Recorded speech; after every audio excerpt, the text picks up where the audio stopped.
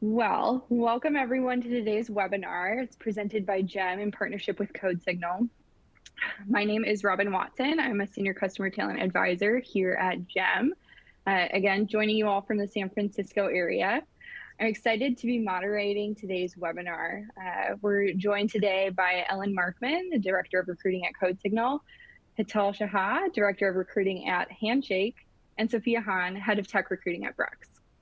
Today, they'll discuss how to lead recruiting teams during times of uncertainty.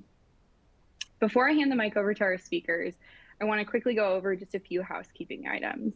First, today's webinar is being recorded and it will be available on demand after the live session.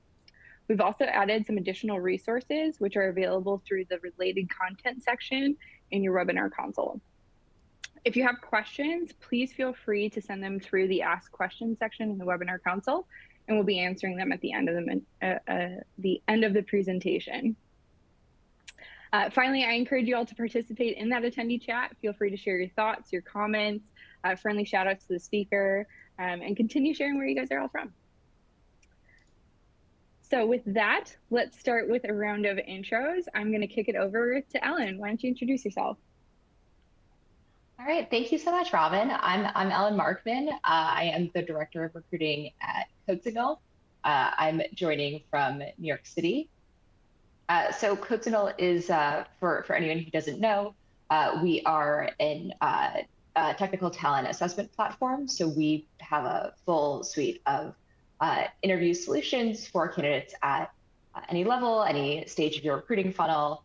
And our mission is to help our clients find diverse sources of technical talent through objective measures of skill that are scientifically validated. Thank you, Ellen. Sophia, let's hear from you. Yeah, sounds good. Hi, everyone. I'm Sophia. I lead tech recruiting at Brex. Brex builds financial systems for startups and established tech companies like Airbnb and DoorDash. We offer products like credit cards, expense tracking, banking, wiring, and more.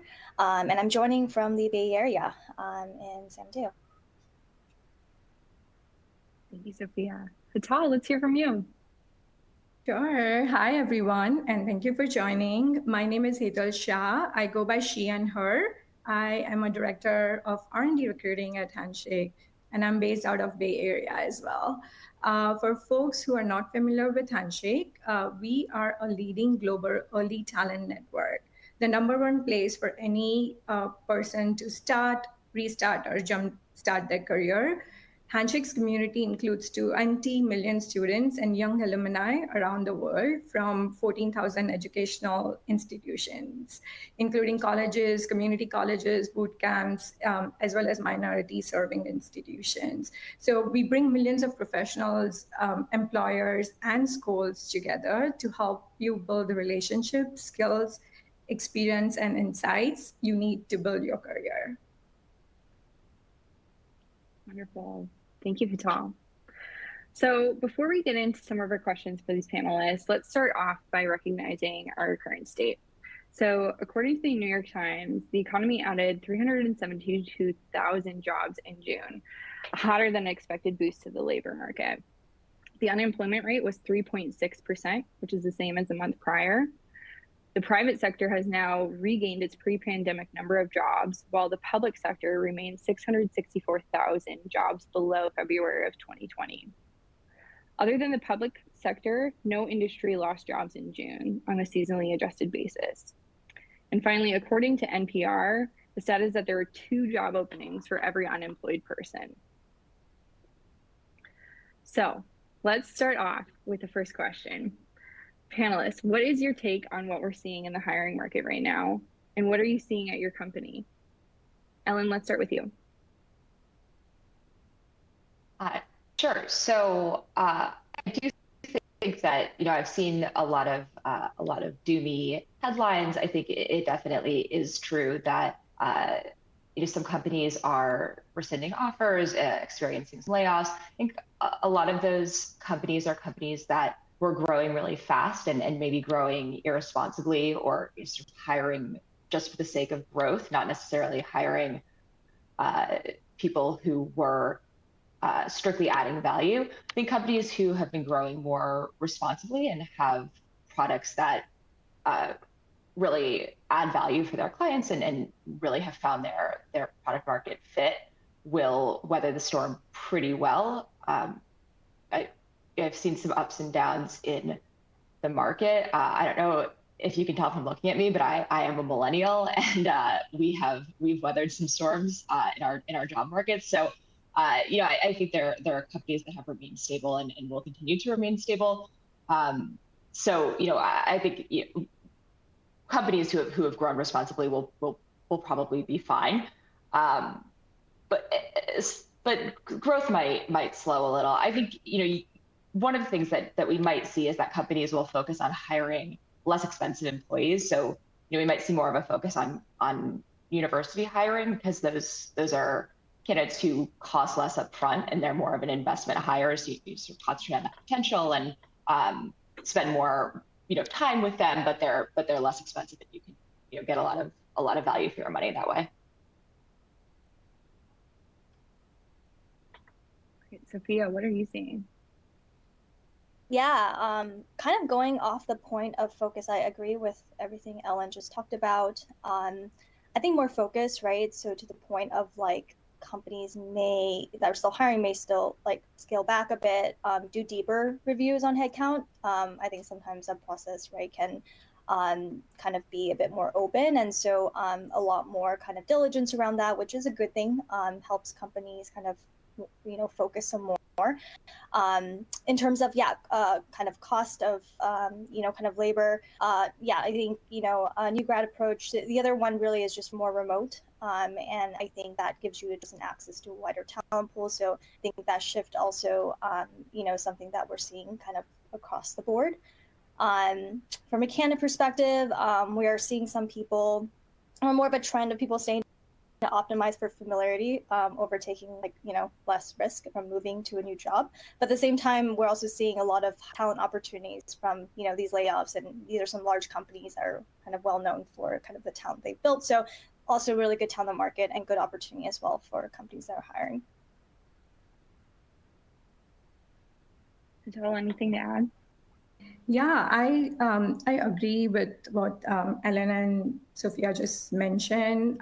Something more to add, like companies have been more mindful about the talent that they are bringing in, right? Like having those conversations with the hiring managers, executive leaders to figure out the leveling of the people that they are bringing in, just having those kind of discussions within the teams and the hiring managers.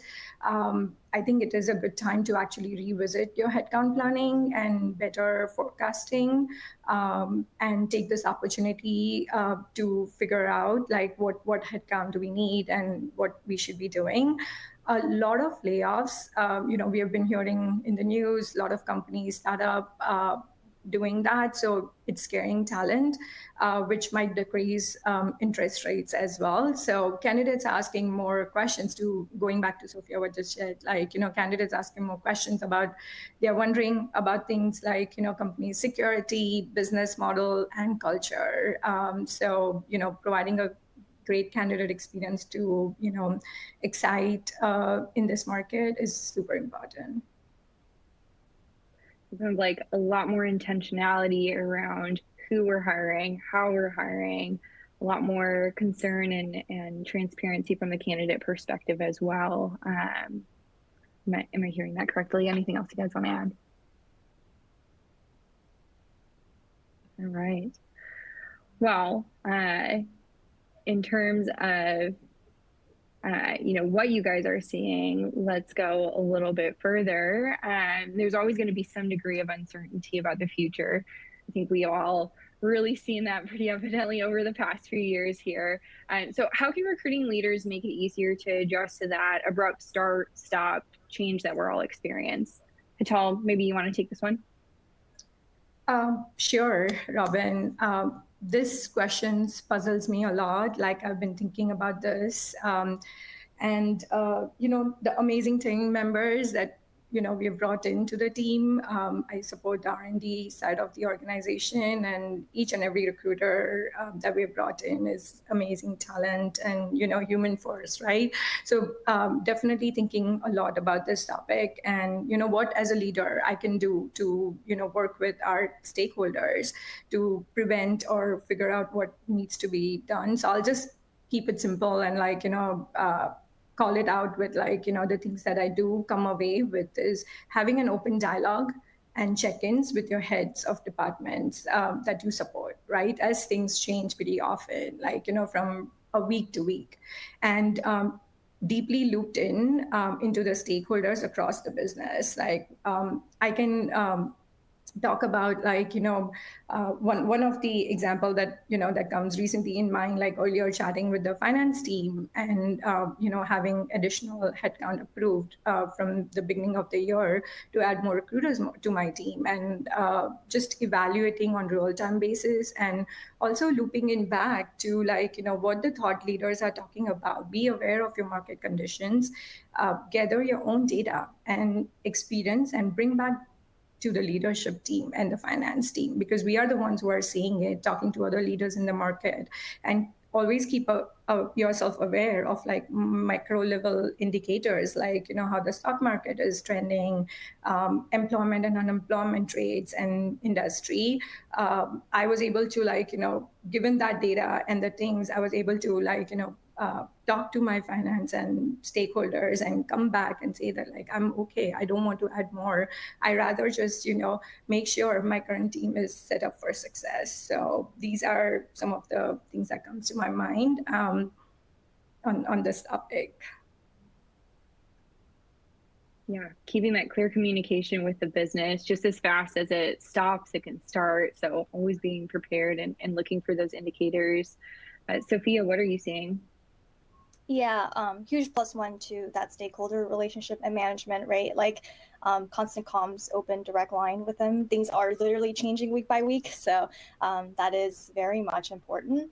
I think the other thing that helps a lot is just building the culture of adaptability from the get-go. And I think that's something that we've spent a lot of time on, where people are used to flexing across different areas of hiring. This is not an entirely kind of change in terms of things are always changing. That has become the status quo, and people have sort of really stepped up and embraced that as kind of how we grow, right?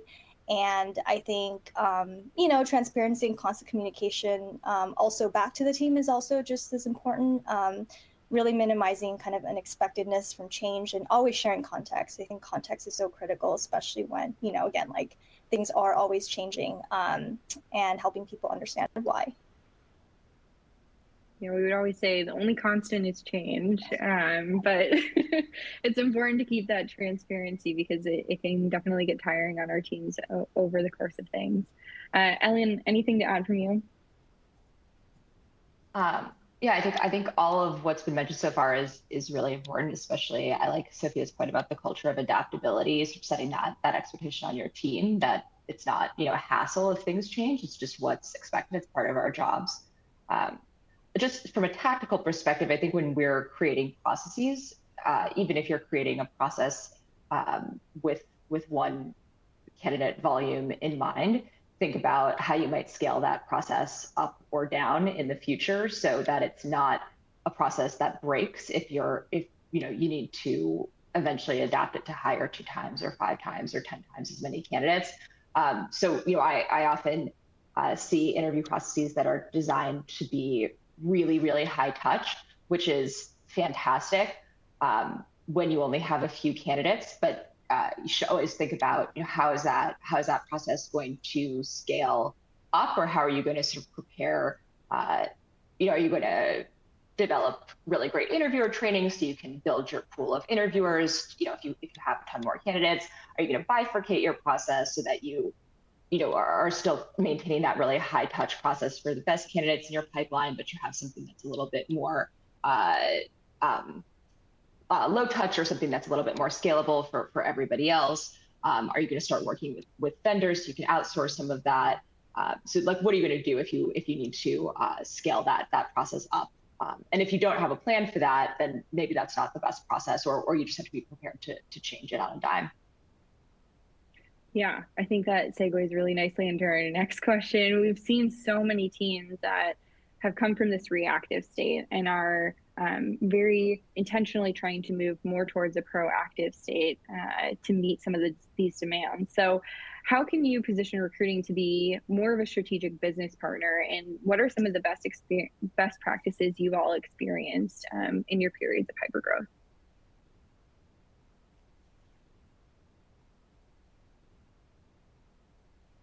Hatal, I'll kick it to you. Sure. I would, bucket this into how I evaluate after hypergrowth, right? Like in the 3 buckets. One is like review your team structure and hiring processes, and hold a retro and use this time to tweak and get ready to be more successful in the next big hiring push when that comes. This is actually a great time to show the recruiting teams that are truly strategic partners and who add more value than just bringing in talent, right? Like upskilling and always looking for areas where your team can learn new skills, add values, and invest in training transferable skills. Going back to hypergrowth and review your team structure. Like, what is your current team structure? And what is the makeup of it, right? Like, do we need to meet any DEI goals or gaps that filled to ensure teams can support the business goals? Identify future needs, what worked well, right? Like we've been hiring, we've grown like 3x, 4x times, and most of the companies do experience this hypergrowth. So this is actually a good time to take a step back and think about what are the tools, processes, and some systems do we need to change or scale or educate. Also, any inefficiencies in the process that we have seen, ensure nothing is broken. So next time we are more successful when the next big hiring push comes. Another thing is it's really important to hold retros, which I was talking about, a few minutes back, which is after a period of hypergrowth, even if it's not a slow period, this is a good opportunity to work with your HR VPs to keep a pulse on performance metrics and make sure that the talent your teams are helping to bring in, the candidate profile that you are crafted with your hiring managers also perform after 30, 60, and 90 days. And if you see, and out of those learnings, you can always time to tweak and change on that. Educate on market, historical data on roles and time to fill. Identifying gaps and building the teams around broader department, business objectives, DEI strategy, and intentional hiring practices. Reviewing processes and evolves as companies and teams scale and change. So just be ready, right, for the next push out of the time that you have, in hand this time. Yeah, I love that. The sense of reflection after the hypergrowth too. It's almost like you're getting prepared to take a big test, you do the test, and then reviewing the answers. What worked? What didn't work? Do we have best practices that we can pull across the team? Did retention come through all the way? I love that sense of learning. Ellen, anything to add? Yeah, Hadal did a great job answering that question. I love a good retrospective. I think one of my favorite things to look at is how efficiently we were able to scale up hiring. So I think, sometimes when you have to hire a whole lot, you end up just brute forcing your way to hires. Like you just pound your interviewers and you just interview, 10,000 people instead of 1,000 people, which is so painful for your company. And so, looking at your recruiting activity and seeing, were we able to get more efficient? Like, could we interview, the same number of people and just make more hires rather than having to interview more and more and more people? Could we improve our early filters? Could we improve the way that we targeted candidates? Could we get more offer candidates into the final phases of interviews and just become more efficient? I also like looking at, not just how the candidates that we did hire perform, but I like to look up some of the candidates that we didn't hire just to get a sense, to try and figure out what kind of career trajectory they've had since and see are the candidates that we're rejecting truly the wrong candidates? And that's a really challenging analysis to do, and it's pretty subjective, but it's always interesting because that's, you never know how the people that you don't hire would have done at your company, but you can sometimes see, if they ended up at a different company, if they got promoted at their current company, you can get an inkling of maybe, sometimes when you've potentially made a hiring mistake. Yeah, you're just getting so much data coming through during that hyper growth, whether it's for those hired and staying on with the company, or those that maybe only had a touch point and didn't move forward with the team. So great perspective. Sophia, anything else to add? Yeah, I think a lot of ground was actually covered. Just say +1 to, really partnering with, your people partners. We love doing post calibration, like kind of deep dives. So every 6 months, we actually do it once. Really helpful. And actually, I embed myself as deeply into calibration process as possible for all the kind of teams that we support, largely just to identify trends or like issues that we need to go back and correct in the process. So the example of this was, a couple cycles ago, we did notice that leveling was starting to be a little off. So we built some more leveling mechanism into how we kind of interviewed and assessed folks, which helped a ton.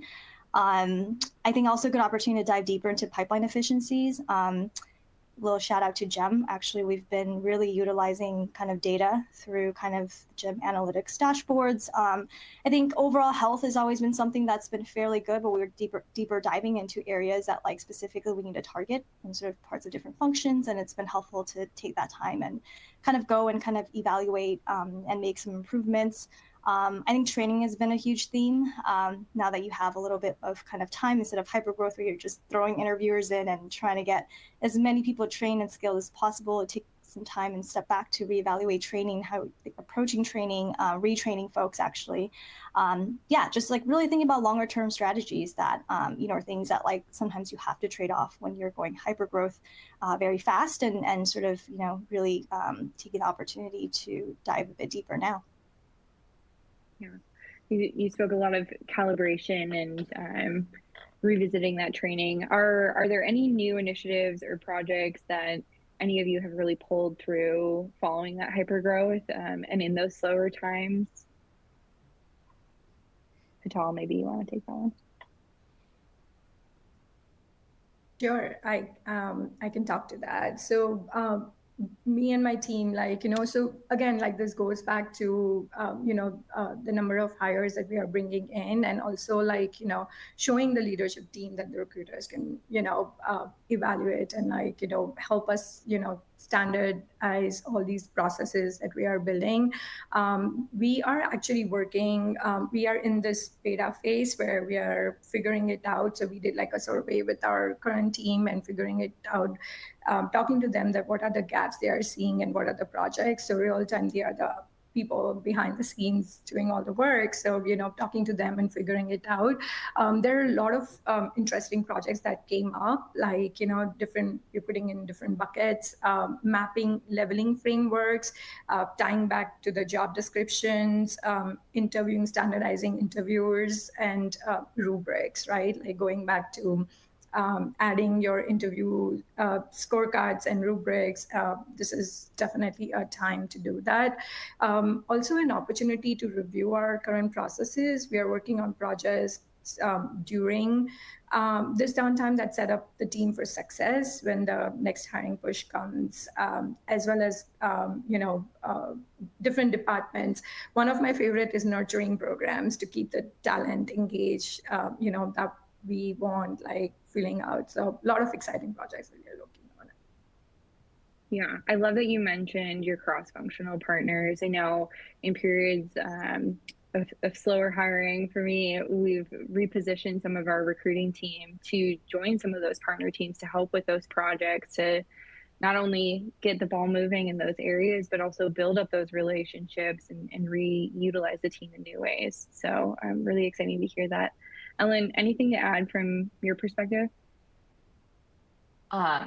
So I think one thing that, this was a point that I think Sophia had made earlier, that candidate experience is super important when things are uncertain. So I think projects that can contribute to making your candidate experience best in class are a good use of time when the market is a little bit more uncertain. So I find that candidates want a little bit more information. So making sure that your candidate experience from the very beginning is often offering really meaningful information, so that you're sort of really listening carefully to what candidates want to know about the roles that you're contacting them about and the roles that they're interviewing for, and finding a way to offer that from the start, so that candidates are interested and are getting the information that they need to make an informed decision to interview with you, and then to feel confident that your company has a bright future and will be profitable going forward. Yeah, absolutely. The candidate experience has changed so much over these past few years. Like, I think just 3 years ago, we were walking candidates to their specific interview room, and now most candidates aren't even coming into the office. So definitely focusing on candidate experience. How can we stay ahead of the game there? And candidates are talking now. So it's all about listening and hearing what they have to say. Yeah, right. I also think it's a good time to look at your tools suite. So because so much has changed in the talent market, and so many companies, CodeSignal included, have gone remote first. The tools that you looked at a year ago, when you were first looking for like an outreach platform or whatever, or something that integrates with your ATS or whatever, might be totally like a totally different set of tools might now be available. So like there's new stuff coming out all the time, and people are constantly adding new features. So I think it's a good opportunity to reassess the tools that you're using and make sure that you're not missing out on anything that you could really benefit from. Yeah, the time has finally come where tech companies are giving us recruiters some good tools. So absolutely. We're going to catch up with sales someday. Yeah. Yeah. I also think that, like, in this market, right, like we've been remote, and with remote work more prominent than ever, like it's really important to be able to share the pockets of the company's culture throughout your interview process, right? Like show the opportunity that we are human at work and not just another employee. They have a lot to choose from. So yeah, like this reminds me when, like, I've been with Handshake, it's going to be close to 4 years, seen when actual COVID 2019, and have gone through that and learned a lot, like, from that experience. We are still hiring at Handshake, and we are setting ourselves up for success. We've been really thoughtful in our planning processes, from how we position to grow our product and our business, right, to how we plan to support and hire the people who fuel this business. We have a really strong business model and a history of adapting and winning through the tough times. So needless to say, right, like we're hiring across the function, and definitely check us out. So. Sophia, curious about your tech stack. What have you been doing? Are you looking at new tools? How do you approach it when times are uncertain?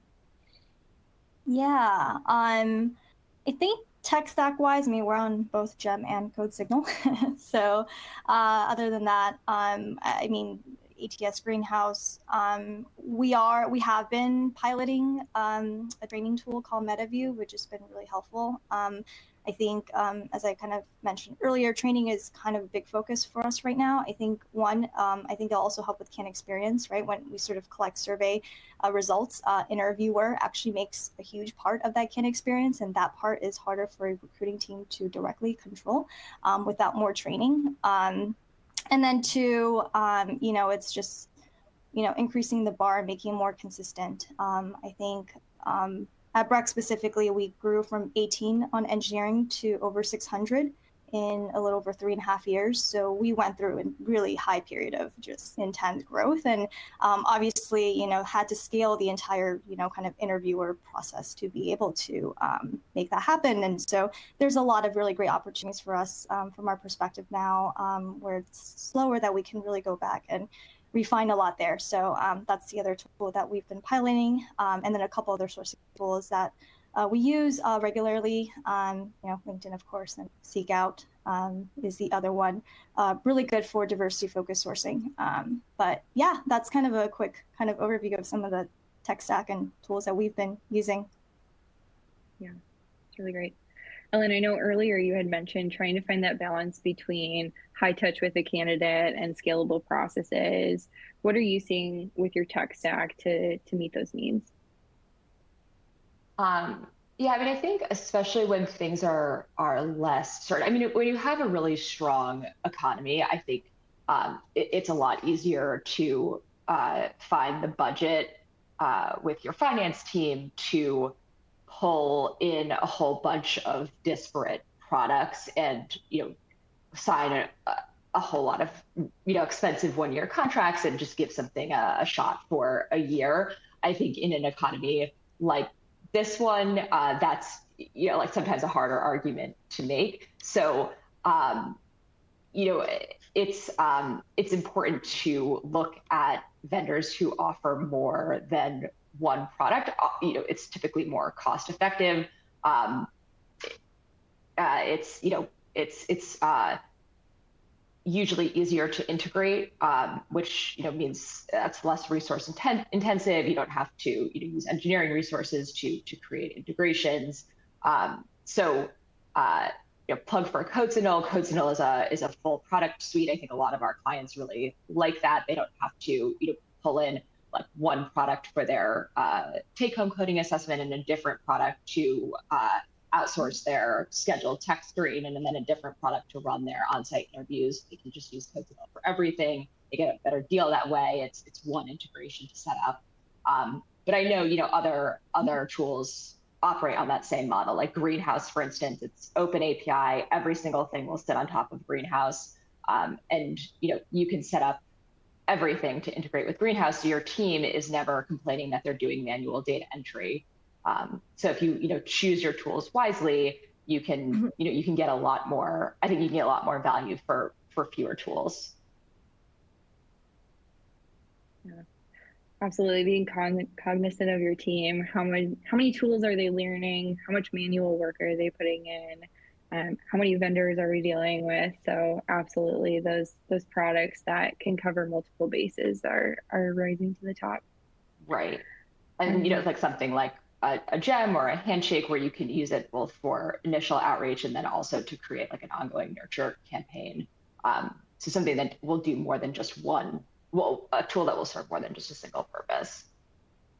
Yeah, absolutely. And giving that data transparency as well. So it's not just doing the outreach, but you can dive into your metrics and really understand what's going on in the funnel. Hetal, anything else to add to tech stacks before we move on to our next question? Sure, Robin and Ellen, I totally agree with you and Sophia here. Like great points and great things to consider. I would also add this where like this is a great time to audit your current tools, which we are actually doing it right now, and your tech stack and dive into the data, right?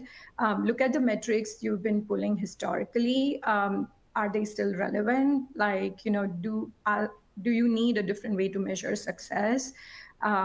Beyond the core, reviewing what we have in place and what we are not only using, but we are seeing good ROI out of it, then tightening up to the tools that we are using. So we are actually working with our recruiting ops team to figure out and evaluate and audit the tools, and having talking to the hiring managers and the recruiting team for if there's any cost cutting measures that we can implement as well in these times. Absolutely. Yeah, one other tool I will also mention we do use is called Modern Loop. So mostly our ops team, scheduling coordination team uses it, helps them optimize actually scheduling so that actually we're able to run significantly more lean in terms of the number of cores that we have. So that's also, there's these tools can also really help, help the team be significantly more efficient. So yeah, agree with those points. Yes, the scheduling tools, I think the scheduling tools are the area of tools that have improved the most over the past year or 2 years. It's truly amazing. think our audience is going to have a lot of tech to look into after this, but all really great tactical tools. So we've talked a little bit about, learnings that we've had from hiring surges, what we can be doing in some slower times. One thing I want to talk about is, for the teams that are in the middle of the hiring surge, what are some ways that you can win over talent in this current market? So more so, how are we winning with candidates right now who might be hesitant to switch jobs or perceive the market as a little too risky to enter into right now?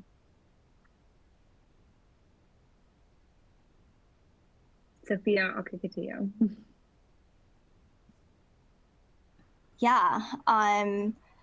Yeah, I mean, I think it's a combination of a lot of things we've touched on, really building kind of the story of, your company, why it's going to be a stable place, right? Why it's a good opportunity, culture, leaning into all these different dimensions of what really matter to people. And I think, for the most part, also, for us, it's just getting really creative too. We've been doing things like looping in finance actually to have conversations, right, about, business finances, right, when we need to. For very senior candidates, we've actually had finance work with us on a training that then, is sort of, kind of shared with a broader recruiting team. So we all have the same talking points. Things like that really, really help. And then we've really been kind of investing in brand content, so writing more about our culture at the same time, because that's free, right? You don't need to pay to write about kind of your brand. And so we've been interviewing employees, like again, sharing stories of why people join Brex, and yeah, all of that is sort of helping position us to make sure we're highlighting all of those things that are important. Really great that your finance team is getting in the weeds with you guys, building out those trainings. Are there any, I know you've mentioned a number of trainings that you're focused on. Are there any that you've seen more success with than others, or any specific trainings that you want to call out? I think we've had a couple questions in the chat wanting to learn a little bit more about that. Yeah, a lot of stuff in flight currently. The finance one, obviously very impactful. It, helps everyone understand how we should talk about, kind of a lot of technical aspects of, financial questions that candidates might have. So that's definitely one. I think other trainings that are really beneficial. I think one, we're going a bit deeper into some of our leadership modules and building a significantly more structure to define different leveling within leadership. Again, we had something in place, but we're going pretty deep into building that and refining that. I think that's been something that is pretty high and impactful. Yeah, I mean, generally, I'd say that like, across the board, there have been some teams that, kind of didn't have full interview structures, and like those starting from scratch and having something now, obviously, also very impactful as well. Okay. Patal, anything to add on how you guys are winning over talent in this current market? Sure. This is the time I would say that like reveal your talent brand, right? Like when your employees are empowered to live the culture, feel safe and have a sense of belonging, they're organically becoming your brand ambassadors, and they start sharing the pieces of their journey. This is especially important, like, when it comes to candidate experience and your hiring communities. I can think of like, a couple of amazing, candidates that we've won so many times over the large companies, and even for, from bigger comp packages, just, giving them such an enjoyable interview process, and thoroughly enjoyed our employees, our culture, and fell in love with our, mission and the work that we are doing. And the second thing to win the candidate is always remain candidate centric, right? You must evaluate like what is the most important to the candidate I'm seeking to engage. Adjust your narrative based on the audience, like be pretty clear and informative. A true partnership and work with candidates deeply at every stages, can ask them questions, ensure they're aligning in every way, and communicate like historical growth and future opportunity. Really proud, lately we have won some candidates who had initially declined. Timing was not right, our offers, and we were able to re-engage with them and win them. So, that's these are some of the elements that we keep in mind, and enjoy the employer brand that resonates and attract a diverse set of pipeline of candidates in this competitive landscape. Very exciting time to be in employer branding. I feel like it's getting its center stage these days. Ellen, anything to add?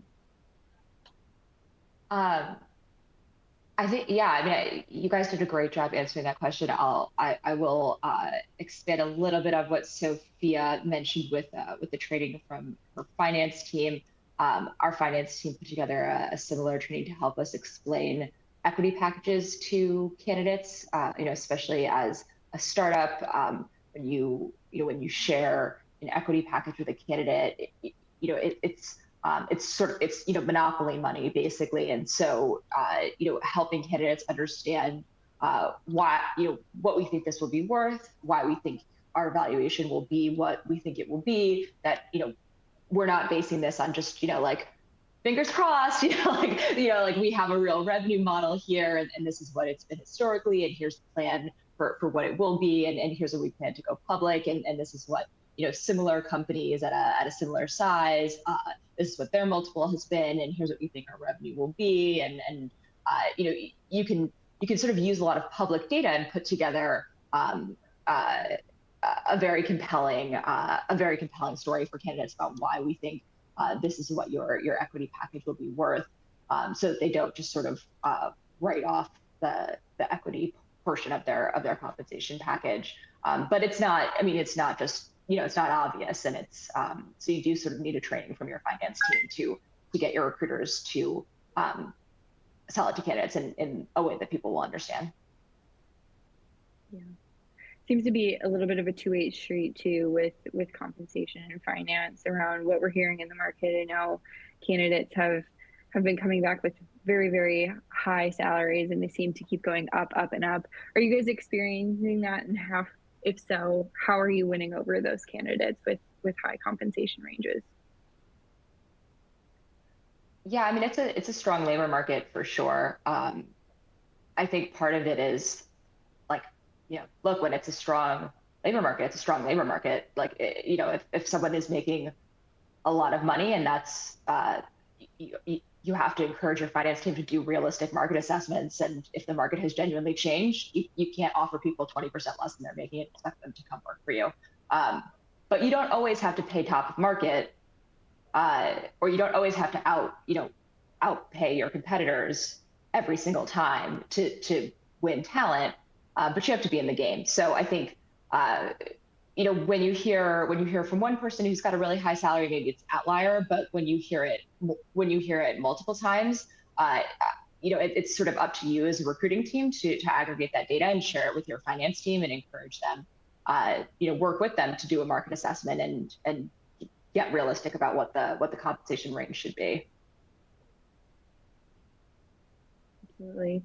And we're seeing now too, candidates really are looking for more than compensation too when they're looking at making their changes.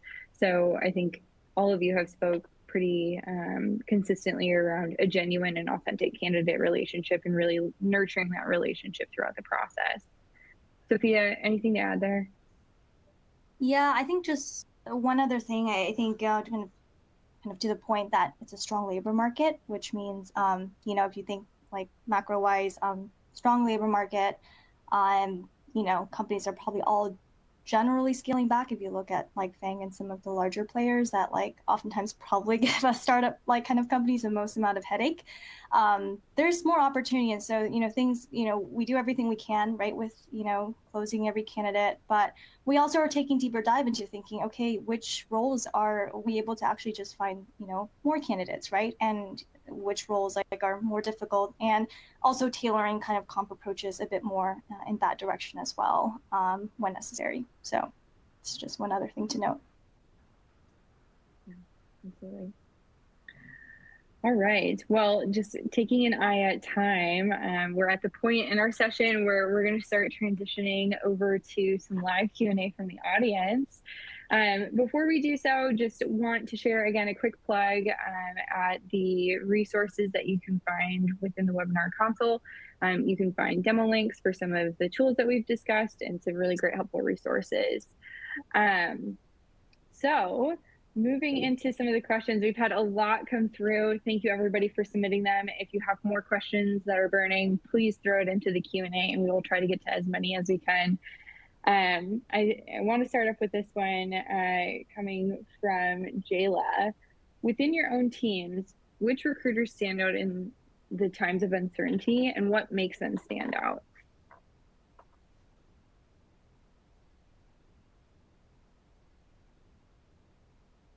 Ellen, I'll kick it to you to grab that one, kick us off. So I am lucky enough on my team to have recruiters with pretty broad backgrounds. So they have been very adaptable. But I think when I'm thinking about the people who stand out the most, I think it is the people who have forged the best relationships with their hiring partners. So the recruiters who have created these recurring syncs with their hiring managers to make sure that they are not just assuming that they understand the target profile and going after candidates and going sprinting in the wrong direction for 2 weeks, but that they're constantly in communication with their hiring managers and at every step of the way in lockstep so that they are not wasting any time. I think those are probably the people who are most able to catch on to, even if it's a role that they've never worked on before, or a candidate profile that they're totally unfamiliar with, they catch on much faster because they're very proactive about asking lots of questions, and they catch any misunderstandings right away, so they tend to learn faster. Right. And before we go too much further into that question, can you each share maybe a little bit about what your teams look like? How do you structure them? What kind of sizes are you working with?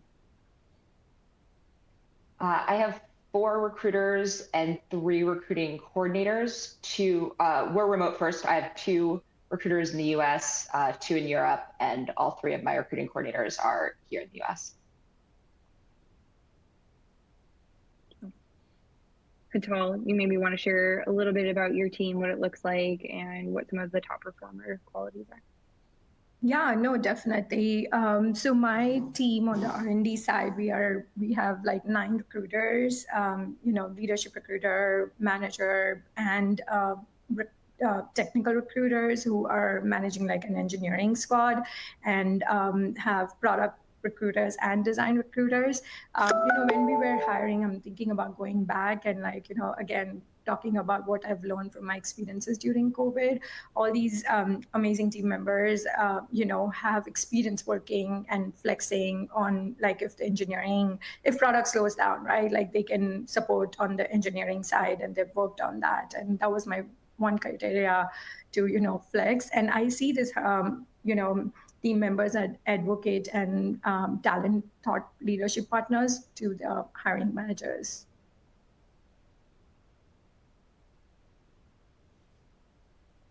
Really great. Sophia, you want to share? Yeah. Our team is distributed globally. So we have folks in the US, Canada, Brazil, and Israel. And we have a mix of recruiter sourcers. So my team directly right now is 27. In terms of folks who really stand out, I think during these times, we have this value called impatient optimism, which is there's going to be challenges, and how do you kind of stay positive, look forward, and actually be very solutions oriented. And so, I think those are kind of some of the folks that, and honestly, I have to say it's like my entire team. They're all like really amazing, but like everyone's really just like embodying that. And so I don't know if I could say any one of them stands out, because the whole team is standing out from that perspective. And kind of really putting kind of the business first, partnering really deeply with stakeholders and all some of the things I talked about that are kind of initiatives that we really want to double down on over the half. But yeah. Great. Thank you for sharing. I saw a question come through here. What do you think is the most valuable piece of employer branding that somebody can be focusing on right now? I think we've got a couple different size companies, so maybe if you guys can share where you guys are focusing with your employer branding initiative.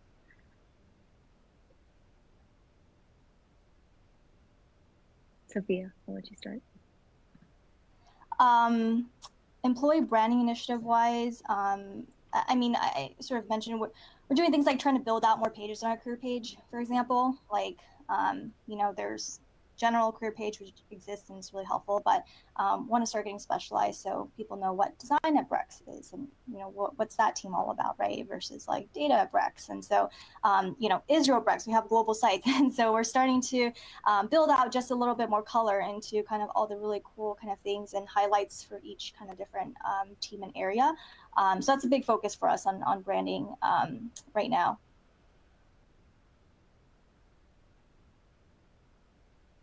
Ellen, anything that you want to share on branding?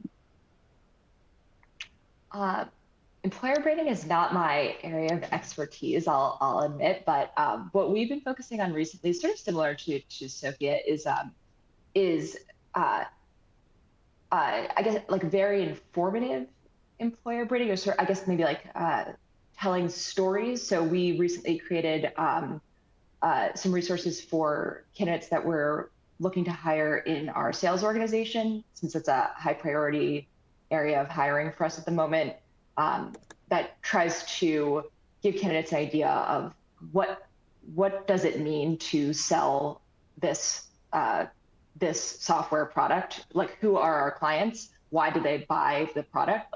Like why would someone buy this? And how do our salespeople operate? Like how does a sales team work? And so it's very concretely informative, I think, is the trend that I've been seeing.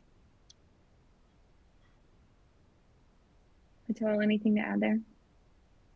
Honestly, like when we didn't had an employer brand person in-house, like a talent brand person, we didn't know how recruiting and talent brand can go hand in hand, and what we were missing. And as soon as they join, like we see a huge impact on, like there are like tons and tons of projects in play that we want to do, and we want to tell stories, right? Like being in a remote environment, like any new leader that we hire, we want to tell their authentic story about what attracted them to join Handshake. And beyond that, like we talk about mission and other stuff. So just it's amazing to partner with them closely and work with them to have the initiatives that we are working on. Like we have weekly meetings. I meet with them like weekly, just to like any high priority role that we are working on, how we can tie back talent and look into the talent insights and work with the recruiters to help them fall, like where are these talent, for example, like if you're going and hiring data scientists, like where are they located? Now we are hiring remotely across within the United States, like where can we find this talent and where we should target our search. So there's a lot you can do with that resource that is available. Absolutely. We have one that's a little bit more specific for you, Hital. You had mentioned nurturing projects. Can you share maybe a little bit more about what those nurturing projects look like? Yeah, definitely. So, continuous outreach and check-ins with your talent, right? Like, so for example, we send a GEM campaign and they indicate that they are not ready to make a move. And then we, as a team, like they set up messages to keep them warm and informed and engaged. So when they're ready, like they remember us and they reach out back to us. So like, finding ways to, because we all know like hiring talent, the timing needs to be right? Like it's always the timing thing, and like how we can like be proactive in using that. And we've definitely saw some wins, using the nurturing campaigns. Sophia, Ellen, anything to add on nurturing projects that you guys focus on?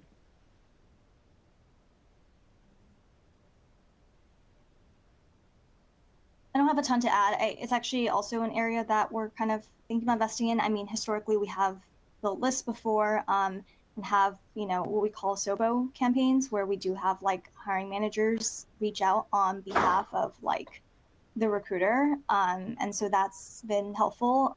But yeah, continue building that out some more. I think, more opportunity to build out like longer term nurture campaigns, especially for example, like you're focusing on diversity hiring, right? Like that's like a really like great area to invest in. And obviously we've always invested in, but like when you kind of think about the ability to expand like nurture campaigns beyond, kind of existing kind of setups, and that's something that like we're definitely like focused on as well.